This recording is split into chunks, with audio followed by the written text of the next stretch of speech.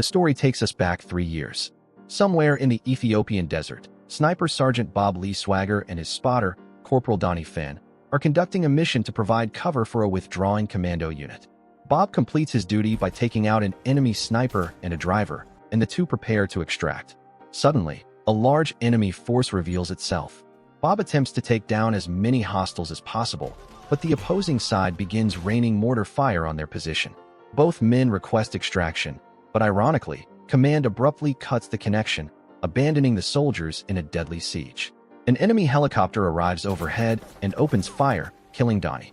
Enraged, Bob fires repeatedly at the aircraft until he hits the rotor, destroying the enemy vehicle.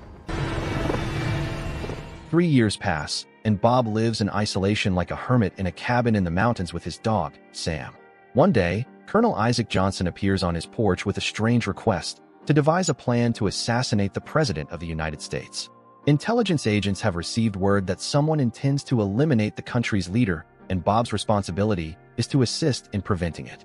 At first he refuses, but the colonel explains that the fate of the nation depends on a world-class sniper. Bob conducts tests, confirms that a kill at a range of 1.5 kilometers is entirely possible, and agrees to help. He scouts 3 cities where the president is scheduled to speak and concludes that the assassination attempt will take place in Philadelphia. Bob presents his assessment to Johnson, who expresses his gratitude and suggests that Bob act as a supervisor on the day of the event.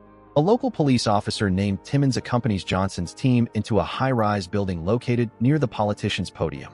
Close to the time of the speech, Bob encounters Michael Sandor, who is actually another veteran. When the Ethiopian archbishop finishes speaking, it is the president's turn. Realizing this is the perfect moment to pull the trigger, Bob shouts that it is time to apprehend the shooter. However, instead of taking action, Timmons suddenly opens fire on Bob, while another unknown sniper shoots down the archbishop rather than the president.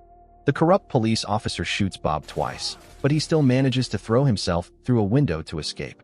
When Johnson's team cleans up the scene, they intentionally leave Bob's rifle behind as evidence. Although wounded, Bob manages to subdue FBI agent Nick Memphis outside. The skilled marksman easily defeats Nick, as he is still a rookie, handcuffs him to a metal fence, and takes his car keys, not forgetting to tell him that he was set up. Dozens of patrol cars and FBI helicopters rush into the manhunt for the suspect. To lose his pursuers, Bob drives into an automatic car wash, grabs a first aid kit, and hurriedly treats his gunshot wounds.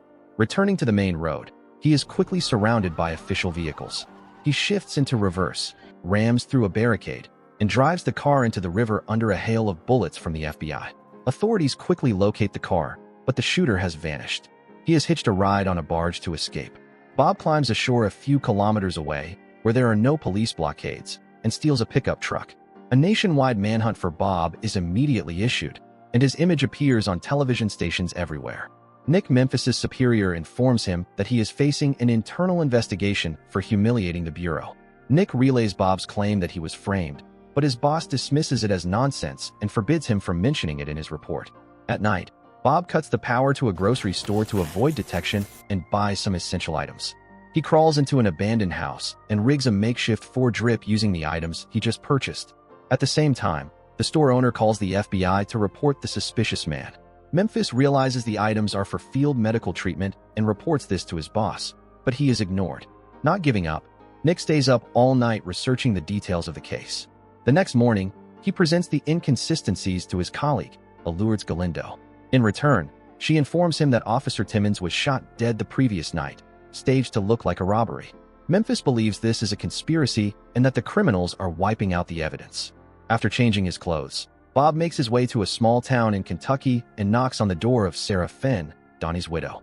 Although they haven't been in contact since her husband died, Bob has sent flowers every year, so she still remembers him. Despite knowing Bob is being hunted, after hearing his explanation, she trusts him and invites him into her home. Sarah reveals that the president is safe and that the person shot was the Ethiopian archbishop. Bob gives her a long list of medical supplies needed to save his life. The list includes cans of whipped cream containing N2O, nitrous oxide, gas. Bob inhales the gas as an anesthetic, passing out while Sarah disinfects and stitches his wounds. Meanwhile, Nick surveys possible sniper locations but finds no tripod marks in the old bell tower. At an internet cafe, he chats with a weapons expert and learns that the assassin likely used a remote-controlled rifle. When Bob wakes up, Sarah painfully informs him that his dog has been shot dead. They made a grave mistake by doing that. To clear his name and expose the truth, Sarah agrees to help Bob and gives him her late husband Donnie's sniper rifle. Sarah meets Nick at a coffee shop and gives him the serial number of a rifle linked to Bob so he can trace it, aiming to draw Johnson's attention.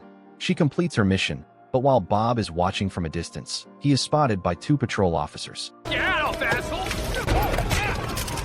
The former Marine effortlessly takes them down, even luring the police dog into attacking its own handler. Bob takes a radio and escapes. Nick does exactly as Bob predicted, looking up data in the FBI system, but he lacks sufficient access clearance. He asks Lourdes for help, and she reports that the television footage of the assassination has been heavily edited. Memphis's actions are detected by Johnson's henchmen. They kidnap and torture him to find Bob's whereabouts. When they realize Nick knows nothing, they plan to stage his suicide. From a distance, Bob observes and quickly kills all 3 men using Donnie's rifle. Memphis suggests clearing Bob's name through legal channels, but Bob refuses. Asterisk, they killed my dog. Asterisk, he explains that these scoundrels are very powerful and must be dealt with on their own terms. Nick agrees to cooperate. Knowing Bob often sends flowers to Sarah, Johnson orders his men to kidnap her as a hostage. Bob and Nick go to Tennessee to meet Mr. Raid, a veteran weapons expert. He explains the technique of paper patching bullets to fool ballistic analysis. Johnson had framed Bob by using one of his old bullets. Mr. Raid asserts that a shot from nearly 2 kilometers could only be achieved by 2 people, Bob and Mikhailos Skrzerbiak. Bob realizes that Michael Sandor is actually the master sniper Skrzerbiak. Nick calls Lourdes to ask for information on Skrzerbiak, but Johnson intercepts this communication. He plans to use Skrzerbiak as bait. At the same time, Johnson's soldiers break into Sarah's house. She manages to take down 1 man, but the other captures her. The 2 men travel to Virginia, where Skrzerbiak is hiding. They stop at a grocery store to buy materials to build improvised explosives. Bob knows a trap awaits and teaches Nick basic observation skills. Approaching the house, Memphis spots guard positions for Bob to neutralize 1 by 1, while also planting bombs around the perimeter. When Bob confronts Skrzerbiak, the man agrees to tell the truth. He doesn't know the real names of the people behind it, but he knows Johnson works for Senator Charles Meacham. The assassination of the president was just a cover. The real target was the Archbishop, who intended to expose the massacre of an Ethiopian village of 400 people to clear land for an oil pipeline. That operation was directed by Meacham and Johnson 3 years prior. On that day, Bob and Donnie were used to provide cover for mercenaries slaughtering civilians, then abandoned to die to silence them. Skrzerbiak reveals that Sarah has been captured. When Nick reports that enemy forces are surrounding them, Skrzerbiak states his mission is complete and commits suicide. Bob eliminates the mercenaries raiding the house, while Nick detonates the bombs and releases gas outside. Under the cover of smoke, Bob escapes. When an enemy helicopter appears, Bob lures it near a fuel tank and shoots the tank, blowing it up. Both escape to Montana. Nick calls his FBI boss, reporting that Bob is with him and that he trusts no one else. Naturally, Johnson intercepts the call and calls back immediately. Bob proposes an exchange. He will hand over the recording of Skrzerbiak's confession in return for Sarah, on the condition that Senator Meacham is present. The meeting takes place on a snowy mountain peak. Meacham, Johnson, Sarah, and her captor arrive by helicopter. Suddenly, one of Johnson's snipers shoots Nick, who is posing as the negotiator. However, Nick is wearing body armor lined with a thick metal plate. Having located the enemy snipers, Bob takes them out 1 by 1.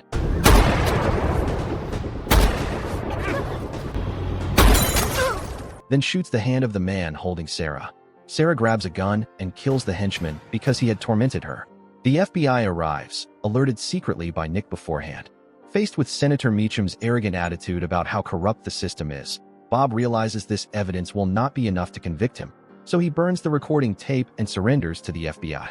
A few days later, the Attorney General agrees to meet Bob in the presence of the FBI Director, Johnson, Sarah, and Nick. Bob asks for his rifle to be brought out, the weapon allegedly used to assassinate the Archbishop. He points the gun at Johnson and pulls the trigger, but it does not fire.